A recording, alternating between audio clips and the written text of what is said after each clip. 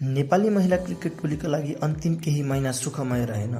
घरेलु मैदानमा सम्पन्न भएको टी20 विश्वकप छनौट प्रतियोगितामा नेपालले निराशाजनक प्रदर्शन गर्दै छनौट हुन असफल रह्यो। साथै अन्तिम साता चाइनासँग सेमी फाइनलमा पराजित हुँदै नेपाल एसियन गेम्समा पनि छनौट हुन सकेन। यही नेपाली टोलीले भोलि एसिसी वुमेन्स प्रिमियर कपको क्वार्टर फाइनलमा थाइल्यान्डसँग भिड्दैछ, जुन एसिया कप 2026 को पाथवे पनि हो।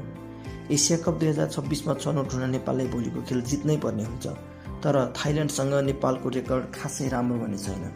हालसम्म सम्पन्न भएको 8वटा अन्तर्राष्ट्रिय टी20 मा नेपालले थाइल्यान्डलाई कुनै पनि खेलमा जित्न सकेको छैन।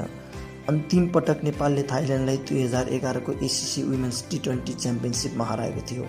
त्यसबेला नेपाल र थाइल्यान्ड दुवैसँग टी20 अन्तर्राष्ट्रिय मान्यता थिएन। नेपालकै स्तरमा रहेको थाइल्यान्ड अहिले टप एसोसिएट नेसन बन्न सफल भएको छ र स्कटल्यान्ड जस्ता टिमले अन्तिम एक हप्ताको अन्तरालमा बङ्गलादेश र पाकिस्तानलाई पराजित गरेको छ, तर नेपाली टोलीमा भने इम्प्रुभमेन्ट देखिएको छैन। नेपालको फर्म र स्किल सेटलाई निहाल्ने हो भने भोलिको खेल नेपालले जित्न असम्भव जति नै भन्दा फरक नपर्ला।